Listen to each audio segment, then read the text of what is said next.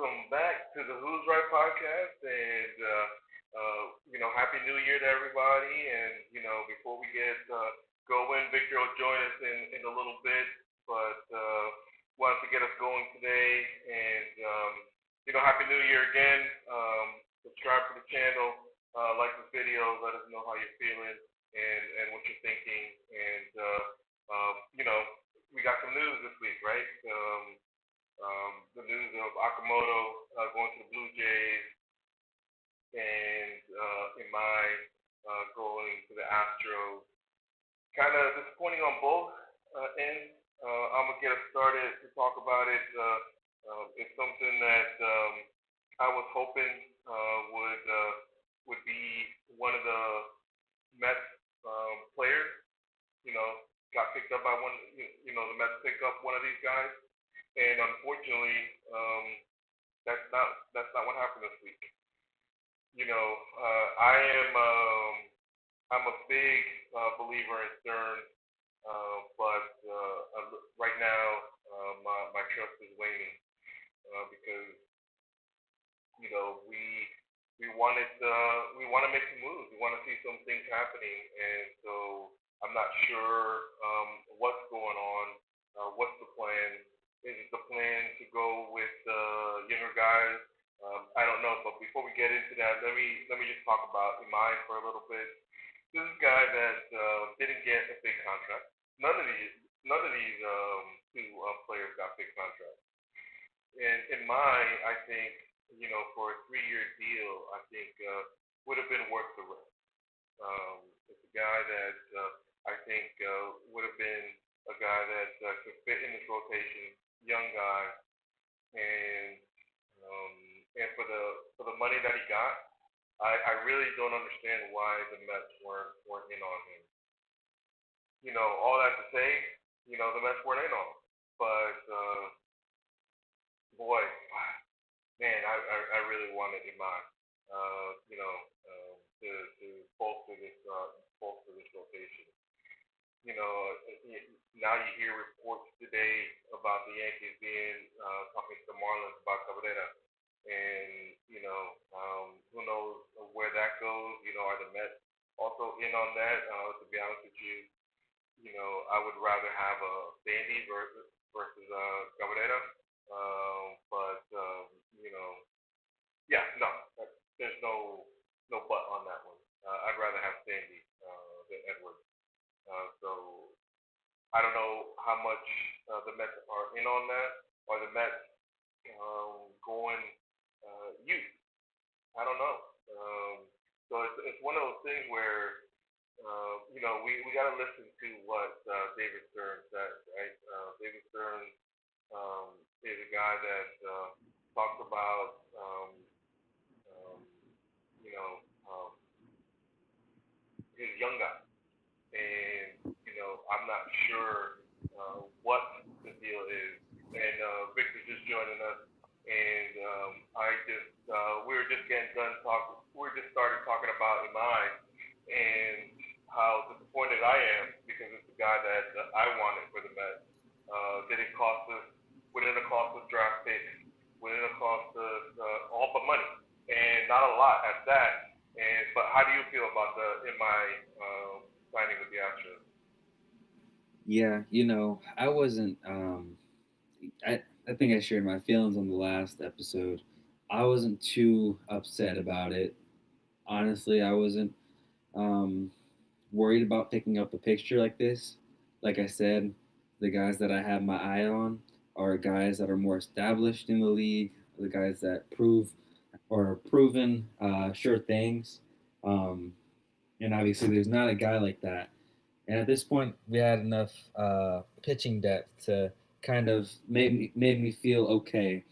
But for me, that move really meant, and we already knew this, but there's more of an emphasis on where is Framber Valdez going now that Imai went to Houston, and now that the talks have picked up a little more with Framber's market, um, now that that piece has dropped because it looks like a lot of people were waiting for that to drop to see what they would do. Um, I think we could see a Framber move in the near future. and that could be coming to the Mets if they're more active on the trade market. Who knows? But Imei is going to be one of those pitchers that we look back on like a Shotei Minaga type and say, man, that might have been the guy that got away. But at the end of the day, it's a gamble because look at what happened with Kodai in year 2 and 3. A lot of Mets fans would say that they're not happy with that production. Look what happened with Yamamoto in year 1. And obviously, those guys had stellar seasons in their own timelines. But at the end of the day, we never know what's going on with these Japanese players. And so I'm okay letting this Japanese star, who wasn't, the biggest name, walk this time. And a lot of not a lot, but a few Mets fans have that same feeling that you have that they weren't big on Imai. They're looking at the more proven fish like a Framber, Valdez, and I honestly still on the fence on Framber. To be honest with you, I'm not a I used to be a big fan, but that cross up with the catcher kind of soured how I feel about Framber. But at the end of the day, if he comes to the Mets, guess who I'm cheering for? So I'm not going to say I don't like it, and I don't want him, but he's not my first choice. Obviously we also have to get rid of some pitchers in the market. It looks like everything was waiting for the Japanese market because it looks like things are starting to at least percolate a little bit. And but let's talk about Okamoto. This is a guy that can play first, third, and left field. So he has some flexibility. He's a Gold Glover over there in Japan.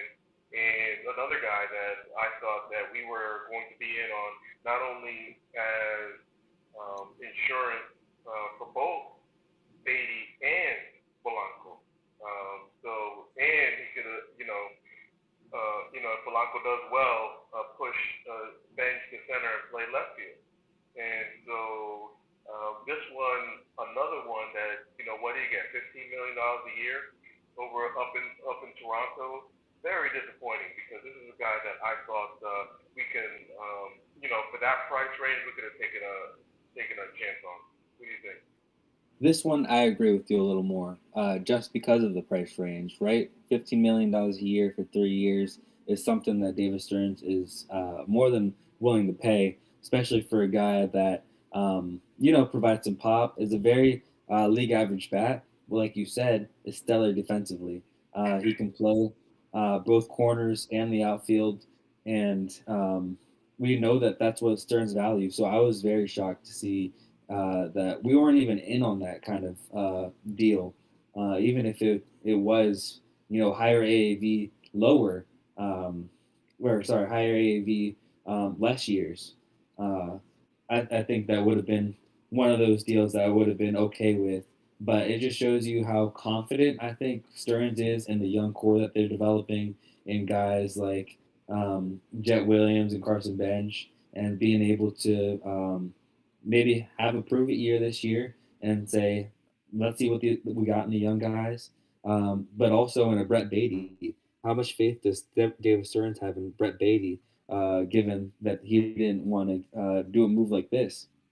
And so it screams one of two things: that, and then two, are we in the market for a bigger fish like a Bo Bichette or a Kyle Tucker? And that's why we didn't want to clog up too many of these spots, because I've seen a lot of rumors about Kyle Tucker being in talks with the Mets, and even about a lot of trade rumors where I think that every baseball fans' fantasy right now is that they do get something done with the San Diego Padres, which would be crazy to think about, like the exchange that would happen for that. But the only reason I'm okay is because, and I think we've talked about this. David Stearns has proven nothing, and so we can't even say that he has something in the bank. But he had to if he's passing up on a 3 year, $45 million deal, right?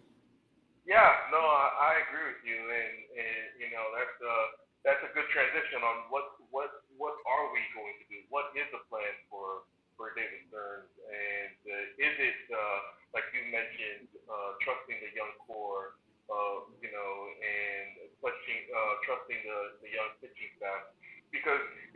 before you got on here, one of the things that I was mentioning is that David Stearns actually told, sorry, told us what he wants to do, and he kept talking about the young pitching core and how pitching is built from within, not necessarily going out there and picking up free agents. And one, he's not wrong. A lot of the pitchers, you know, that are, let me rephrase that. For example, a place like Atlanta, most of their pitching staff is homegrown, right? Half of their pitching staff, I wouldn't say that. Half of their pitching staff is homegrown, right? You got the Schwellenbach, you got a Strider. Those are guys that all came from within the system. And so, look at the Phillies organization, right? All those guys, other than Wheeler and Nola, the rest of the guys are homegrown, right? Come from their organization. So, um, so I think the biggest thing that David Stern has said is that he wants to develop from within. So, and maybe that goes into why he didn't go after a guy like Imei, and maybe he doesn't go after a guy like Framber because he's trusting this young core, right? All these guys show that they can pitch. Obviously Tong needs a little bit more seasoning in the minors. Sproat looks like he'll be a legitimate 3-4 kind of pitcher. And so if these guys are legitimate pitchers, do you do you trade them for short pieces to win in 2022? Try to go for it in 2026, or do you wait on these guys to be ready? Well, I don't think you ever want to wait on these guys to be ready, especially when you got guys that are playing out of their prime right now with guys like, and I don't want to say playing out because Juan Soto has a lot of time, we hope, but it looks like he's just entering his prime, and we don't want to waste those years. And the same goes for Francisco Lindor, where that guy is not getting older in the bad sense because obviously, he's still putting up MVP like seasons. But as far as the glove, he's still got it. But we can tell as fans that he's not going to play like that forever. And every year that we are not competing for a World Series is a year wasted of those guys' potential. And I don't want these guys' potential to be wasted. One, but two, I do think that we're just a few pieces away from being able to compete. I mean, look at these teams like in the past few years that have won the World Series, like Texas. The Diamondbacks were in the World Series with Texas, and look at where they're at now. And I just I say all that to say, look how quickly things can change for an organization. And the fact that we have these guys, these superstars on the team, I don't want to waste that. And I do believe that David Stearns, he came from an organization where he was able to develop a lot of pitching. And so I believe that he believes that he can develop pitching in that same fashion. But like I said earlier, it's not proven yet. And until he proves something, or until he wins something, I'm not going to sit here and believe in what he's building here. And so for me, I know this is very against the grain for me in this podcast because in the past I've mentioned I've been a little bit of a prospect hugger, especially with guys like Brett Beatty and Mark Vientos. But at this point in time, I'm saying don't leave any stones unturned. Make sure that you're knocking on all the doors and shopping all these prospects. And if they get you closer to a World Series, then you better take that deal because um, we don't know what these guys are going to turn out to be. I mean, look at the deal that we could have had just couple of years ago with the Jesus Luzardo down in Miami for Mark Vientos. How many of us would be, screaming and yelling for that deal now? So I just say all that to say don't hug these prospects. If there's a deal out there, um, then take it. But I love this young core as well. But we can't believe in the young core to an extent of our downfall. No, and I completely agree with you on that. So trying to read something out of what David Stearns has said. Because I do agree with you that if there's a proven guy, the thing that I will agree on David Stearns with is that not going after every single free agent, right? He he's not going to waste his bullets on just any free agent, and that drives Mets fans crazy, because they want obviously resign Pete Alonso, if not sign Kyle Schwarber. And you mentioned it, is Kyle Tucker coming back to the pack? Or not at least the Mets pack, right? Where he's a guy that will still sign a multi-year contract, but it's not the 10-year, $400 million contract that he was seeking, but maybe it's in the 3 to 4 year range with maybe an opt out after the second or third year. I wouldn't do an opt out after the first, but I would definitely be open to doing some opt out later on in the contract. Just because if you're giving up a draft pick, you want to make it at least worth it and make it at least a 2 year deal. In my opinion, I could just be trying too hard on that, but you mentioned him. So what do you think of Kyle Tucker possibly being available?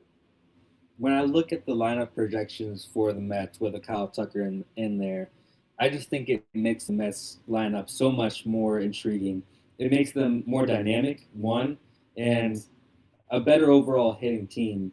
And I hate to say it, now that the rain clouds have settled, I think I've come to the realization that just like last year when everyone was freaking out over letting Pete Alonso walk, but they were okay with it because they were okay with getting Vladimir. They would rather have Vladimir Guerrero Jr. I've come to settle myself down. Pete, I loved you. You were a great Met. I'll always say that. But at this point in time, I'm like, if we can get Kyle Tucker, I think we're a better lineup than we were last year, and that's including losing Brandon Nimmo and Jeff McNeil. With the lineup that we have projected with Kyle Tucker in there, batting cleanup, then I think that it makes the Mets so much better. Obviously, if he can stay healthy, but he's a dynamic hitter that will extend this lineup uh, to, we could even say 6 or 7 with the way with however Carlos Mendoza manages next year and how the young guys, as we like to talk about in the podcast, do next year. And so I think we obviously need one more bat. The best bat on the market right now is Kyle Tucker, and we've had this Cody Bellinger, Kyle Tucker debate. One, Kyle Tucker I think has a lot more uh, potential. They've had the same numbers, but he's a more dynamic hitter, and I think that the market has kind of given him that as well, and so if you can go and get the best overall hitter, I don't care if it's on a 1 year deal because, like I said, every year is different, and we want to make sure that we're putting the best that we can out there. If it's a 1 year deal, then I am all for that. Obviously, it'd be nice to have a 3 or 4 year deal to build a new core, but if it's a 1 year deal and you want to go for it this year, then by all means, I am all for that. Yeah, no, and I agree. I agree. If we only get them for 1 year, I'm with you as well. We're trying to, try to be a little cute and trying to get the 2 years because of the draft pick. But at the end of the day, you're right.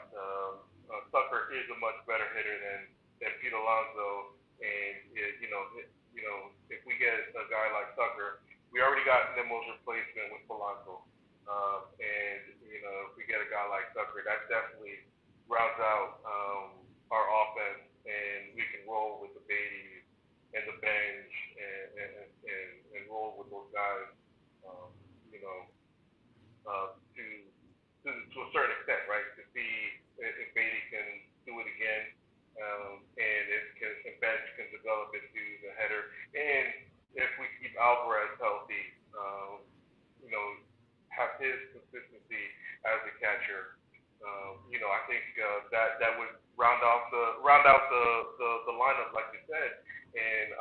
for it. So if it is a 1 year deal, I'm all for it.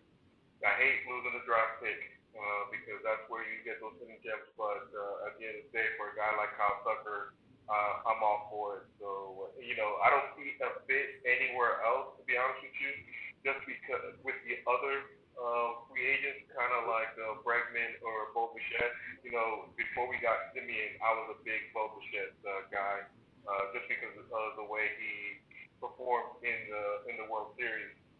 On one leg and still being clutch. That you don't that doesn't grow on trees, and so those are the kind of guys that I would like to go after. But now that we have a Simeon and Beatty at third, I don't see the Mets going after a guy like Bo Bichette, just because there's no fit. The only guy that is a fit is a guy like Kyle Tucker, because even with Bregman, I don't see them going after him because I do believe that they're going to give at least Beatty a shot to start off the season. And so, any talk of a Bregman or a Bo Bichette doesn't make any sense because there's no room, right? Our infield is kind of set with if the rumors are true that Polanco is our first baseman, right? And Yeah. so I just think that Kyle Tucker might be the guy unless you kind of teased it. There's a big trade with the Padres. We're not going to mention any names, but if there's a big trade with the Padres, you know, um, I, that's the deal that I want. so, but, Yeah, but yeah, I don't I'm see not any ready to other. go down that alley. I said I'm not ready to go down that alley. Yeah, no, for sure, exactly. So yeah, and so what do you think? I don't see a fit for Bregman or Bichette here just because of who we have on the infield. Do you think there's a fit for any of those guys? Yeah, no, I mean that makes the Okamoto deal. Uh, it puts a little things into more perspective, right? Because we have a glut of infielders right now, and what would we be even trading to the Padres is a glut of infielders for some outfielders, and so that just it it tells me that I think David Stearns has one thing on his mind, and it's to solidify the outfield. He's comfortable with how the infield looks right now. With we've seen Polanco uh, play some first base. That we saw some clips of him practicing at first base, picking the ball pretty well and getting his reps in. So I think he's going into the season with the idea that he's going to play some first base. We still have Mark Vientos on the roster. We don't know how long he's going to be on the roster, but he's on there, and uh, he's might get some reps at in the infield as well, and countless other guys that we can talk about. Ryan Clifford is going to be on the 40-man roster, and he might have to get one of those looks in spring training to say, let's give this guy a shot. And so, like you said, we have so many infielders that that's not the problem right now. And what I love about this Mets lineup so far is that David Stearns has created a lineup that is versatile. These guys can play all over the field. We even see with Brett Beatty, he can play second base and give Marcus Simeon some time off of his feet. Maybe even some first base. Jorge Polanco can play all over the diamond and give him or give all those guys a break. The one thing that I don't see that that much of is the outfield. There's not much versatility in the outfield as far as our outfielders go. Juan Soto is one of those guys that is coming on, or everyone jokes about him getting ready to play DH soon. Tyrone Taylor is as much as we love his glove, is not a dynamic bat, and so we talked about him being a fourth outfielder, and then we got that hole in left field where if Kyle Tucker were to fill that spot, then it's going to be as just a left fielder or just a right fielder, and it is nice to have some more versatility, and so that is where I'm like, if Bellinger comes and he can play some first base and the outfield, all three positions in the outfield, then that would be awesome. But right now at this point in time, I'm focused about the offense, and the offense looks better with Kyle Tucker in left field. If that means that we're gonna be less versatile, then I think that's a sacrifice we might have to be willing to make. Yeah, no, for sure. And I didn't mention Bellinger. Hey, in the comments, let me know if the audio sounds better or not. Appreciate the comment. But Bellinger's another guy that has come back to the pack as well, and a guy that I would love if Tucker goes elsewhere. That maybe Kyle Bellinger, because he can play on multiple positions, including first base. Because I do think that Clifford is coming. I think they do believe I think Stearns believes in Clifford, and I think that he believes that Clifford can be a guy that comes in um, later on in the season, and pushes Polanco to more of a DH. But who knows? Because you're right. As long as we have Vientos, that keeps Clifford down in the minors. We got to move a guy like Clifford before we get off to uh, giving a guy like Clifford a shot. So I'm hoping that one of these outfielders we get, because like you said, and I mentioned earlier, there is no room in the infield, but we can use at least one one batter in the outfield, whether that is a Tucker, that is a Bellinger, or the Padre that won't be named. Any one of those three, you know, hey, I gotta put it out there. I gotta put it out there. Um, but I think that's our only move. To be honest with you, I don't foresee the Mets getting a guy like Luis Robert because I don't think I think the White Sox are just asking too much for him, and they're not willing to really give up Robert for anything less than what they expect. So the only three guys that I see a possibility for the Mets is Tucker, Bellinger, and the Padre that won't be named.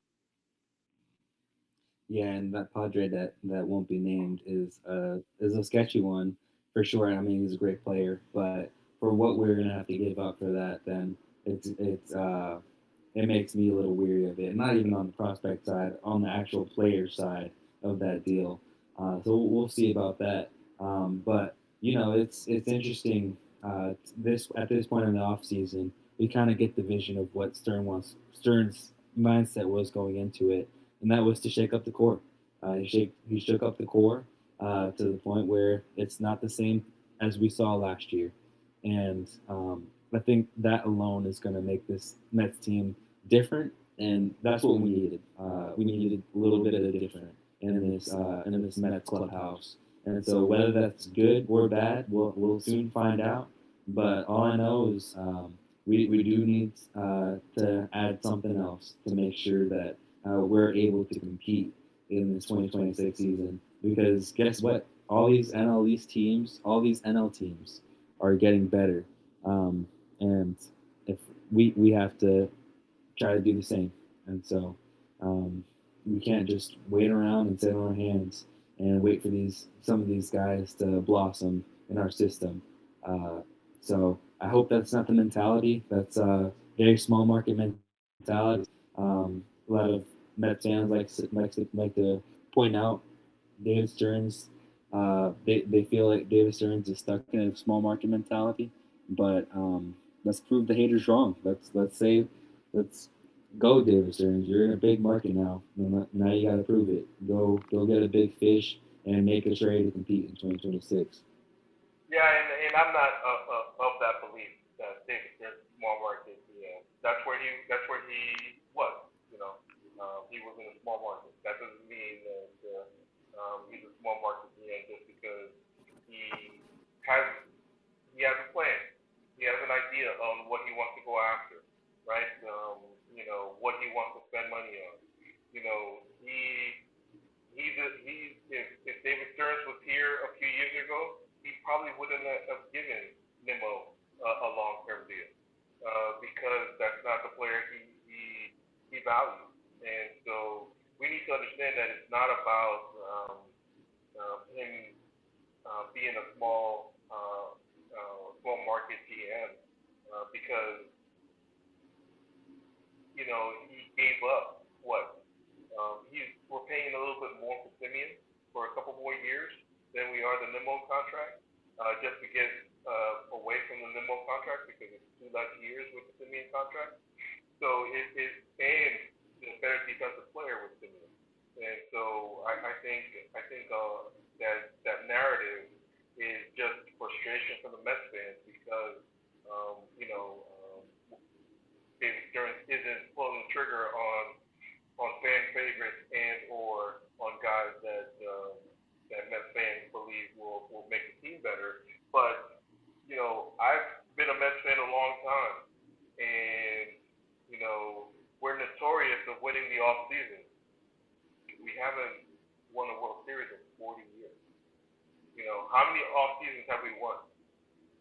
And we haven't won in 40 years. So, I'm ready for a change. I'm ready to see something different, and David Stearns is giving that. So, I'm all for it. I know that it might be frustrating, but I want to see sustained success, not just 1 year we're good, 1 year we're bad, kind of this whole seesaw thing that we've been doing for years. I want a sustained winning, and and give my grandkids something to cheer about because obviously our Giants aren't doing much better. They're giving up a first pick, and the earliest we can guarantee is a third pick. So I don't know. I'm just frustrated, but I'm not yet frustrated with David. Yeah, no, we solidified our fifth round pick today, which is great, I guess. Or sorry, our fifth overall pick. Um, yeah, I mean, listen, if you're a New York fan, then you have nothing. We've had nothing to root for in the past 20 years. The Knicks haven't won. The Jets just put up a historically bad season with no interceptions the whole year. Giants continue to be bad. And the Mets are, like you said, haven't won in 40 years. One thing, I like you said, that I have to remind myself of is that when Steve Cohen came in, he wanted to create some sustained winning.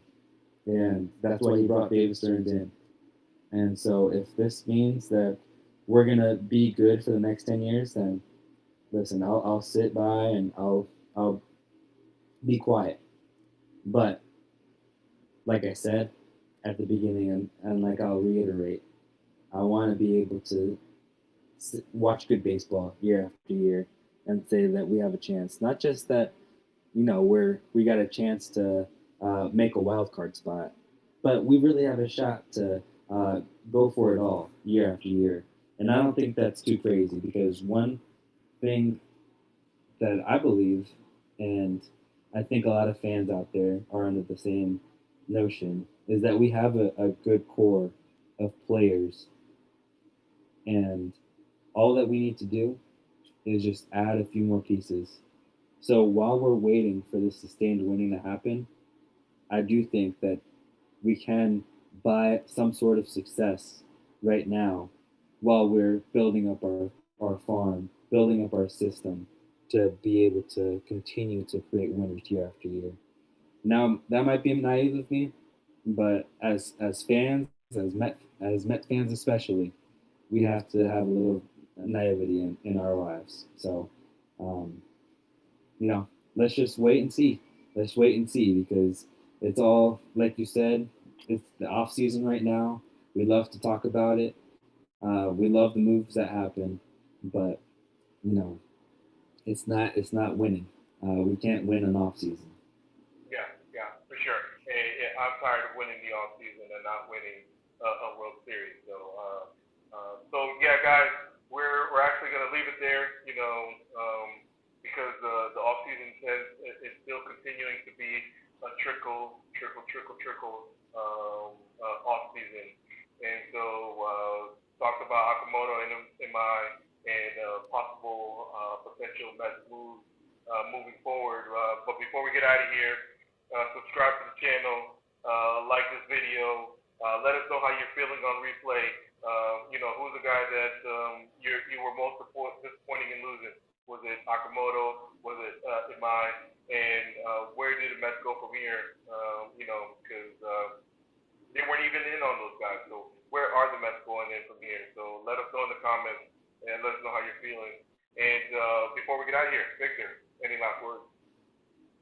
Yeah, I just wanted to say Happy New Year to you guys. I hope that you guys have a wonderful, blessed 2026.